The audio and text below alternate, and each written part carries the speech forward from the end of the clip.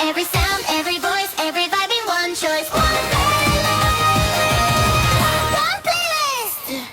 Magandang araw, One Pilipinas! And welcome po ulit sa ating panibagong episode ng One Playlist, kung saan nililibot po natin ang iba't ibang parte ng Pilipinas para hanapin ang mga aspiring artists, aspiring performers. And at this point in time, meron po tayong nahanap mula naman sa lungsod ng Parañaque. Ladies and gentlemen, ipinakikilala ko po sa inyo, walang iba kung hindi si Jego Rion. Hi, Jego! Hello po. Welcome sa One Playlist. Before anything else, introduce mo muna ang iyong napakagandang self, or napakapoging self, rather. I thank you. So, hello guys. I'm Diego Rion. I'm from Parañaque and 23 years old. And yun, I'm a singer-songwriter nga. And I currently have 2 songs released. It's Hard to Resist, my first one, and Everything I Will Do, Te Deseo Mi Amor, for my second song, which just released this February lang. Oh, congratulations. Oh, thank you. Diba? The Philippines is really rich when it comes to talented people. Diba? So, mabuhay po ang Pilipinas. Okay, let's get into the kwentuhan part because I'm very excited to know you, Jego Rion, as a singer-songwriter from Parañaque. So, when did you start writing? Ganon. I've started writing siguro poems pa lang nung high school ako. And I would often do it like out of more of an expression kind of thing. Tapos, pero I already was singing back then. I just started singing nung grade 7. So pagdating sa, balik tayo sa songwriting, the first song I properly wrote na kinumpleto ko is actually not here yet. Pero Yes. yung na-complete ko na pangalawa is actually Hard to Resist. Which is na-release mo na siya, right? Yeah, last year. And last year din yung first proper ko na songwriting talaga na with full instruments and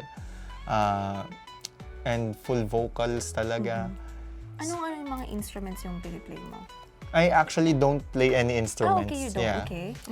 I just so the songwriting process goes if so I generally have an idea of what I want something to sound like. Okay. Then i-discuss ko with a producer tapos sila na yung mag-interpret ng idea ko. Then once they get the sound na I wanted or what I described, edi that's when I start for the first few sessions na freestyle. Okay. And pinapatungan ko ng lyrics kung feel ko may lyrics na mababagay. Kasi once the theme comes up na sa akin, meron na akong idea of what I want the lyrics to be like and what message I want. Amazing. So, nung nag-start ka, sabi mo you were in high school. Mga ilang taon ka nun? If you could still remember. I think around 16 years old ako nagsusulat ng poems. And ano yung mga usual topics mo?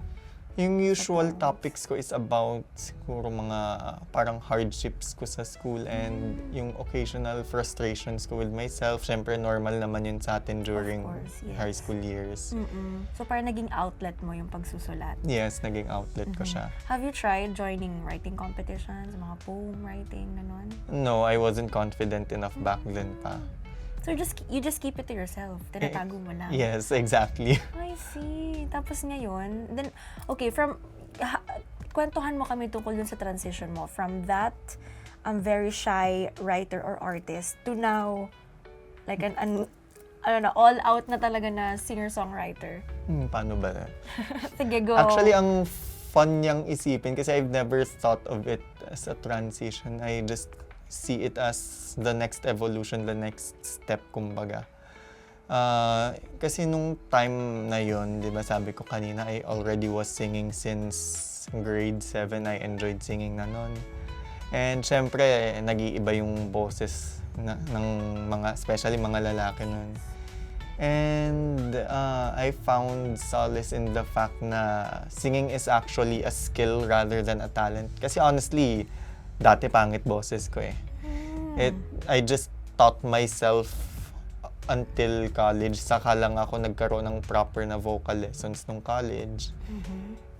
kasi syempre music performance ako sa PLM noon, and dahil doon I wanted to explore pa kung ano yung pwede kong gawin with my voice, and I decided na maybe it's time for me to write my own music, and I tried pero I don't have any knowledge on the production side of things. And it wasn't until na tumigil ako nung college na nakahanap ako ng way, which na kilala ko si Osvin King na friend ko. At naging friend ko siya nung time, and may mga inintroduce siya sa akin ng mga producer. Tapos, yung mga inintroduce niya siguro is isa yung nag-follow through, yung gumawa ng Hard to Resist. Hi Faith, kung if you're watching. Ayun. So, doon na-realize ko na I can actually use my poetry of the past na to make the lyrics. Kasi I would be very like, whatever I feel fits the mood. Yes. So doon ko rin natutunan na how to write something that I don't currently feel but something I experienced, ganon. Which is yun yung sa Nakashelf. And soon to be released. yeah, soon to be released. And yung sa isa naman, I learned how to write from, yung sa Hard to Resist, I learned to write from the perspective of other people. Kasi yung song na Hard to Resist is actually about, parang puppy love parang love at first sight na kind of puppy love, which I don't really believe in myself sa ganun. Which I don't think I've experienced na love at first sight eh. Okay, I see. Gusto ko yung sinabi mo na singing could actually be a skill, not just a talent. Kasi di ba madaming tao na I believe nakaka-relate sa'yo, na parang yung una yung boses daw nila hindi daw ganun kaganda, pero later on nade-develop na lang with the proper techniques, 'di ba, and skills. Can you share us what are those specific techniques na in-apply mo para ma-develop pa lalo yung boses?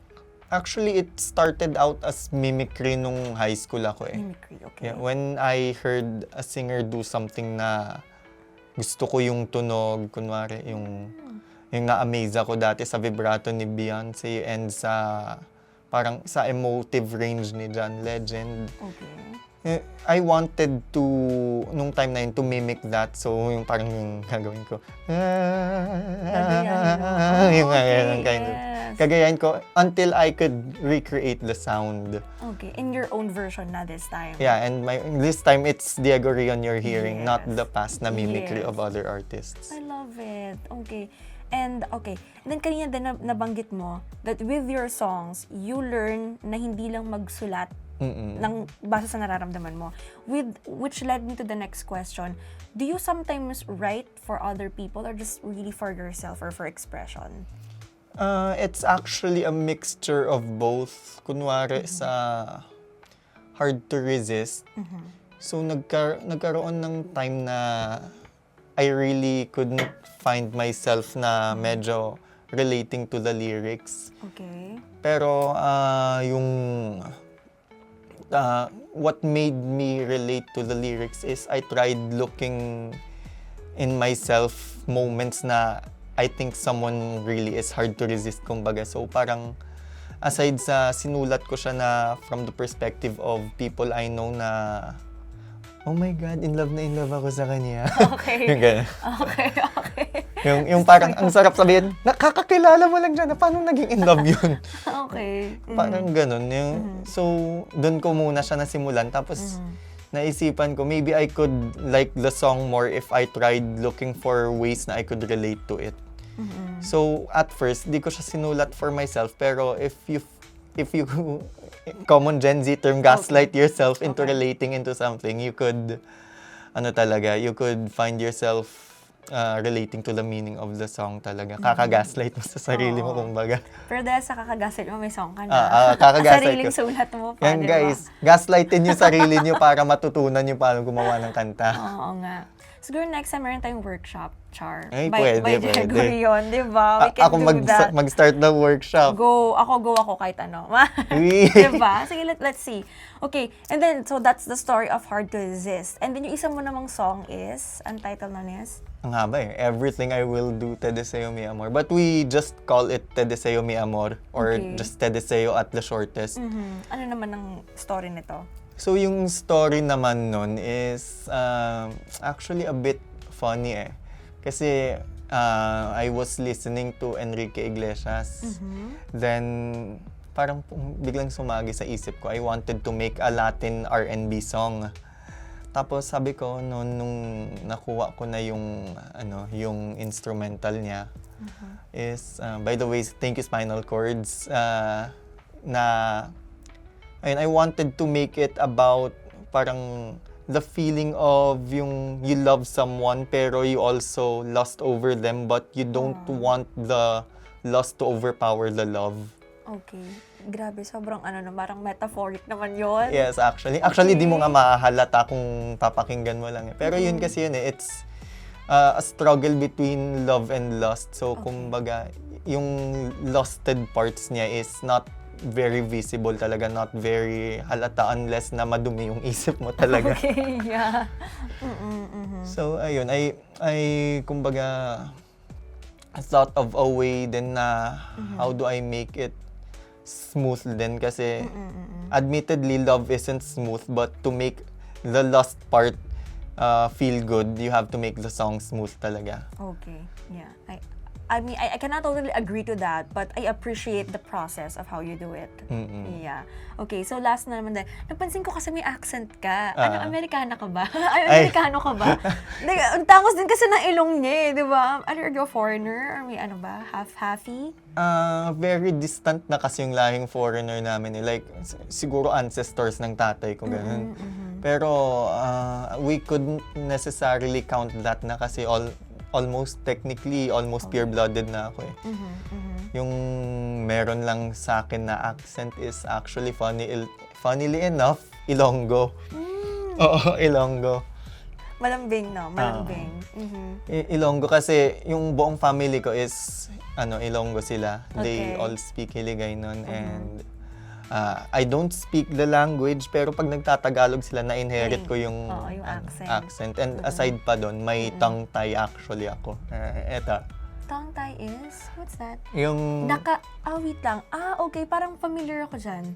Kasi when I was a kid, ginupit yan eh. Di ba dapat pag bata ginugupit daw yan? sa akin hindi ginupit eh. Pero buti hindi ka F.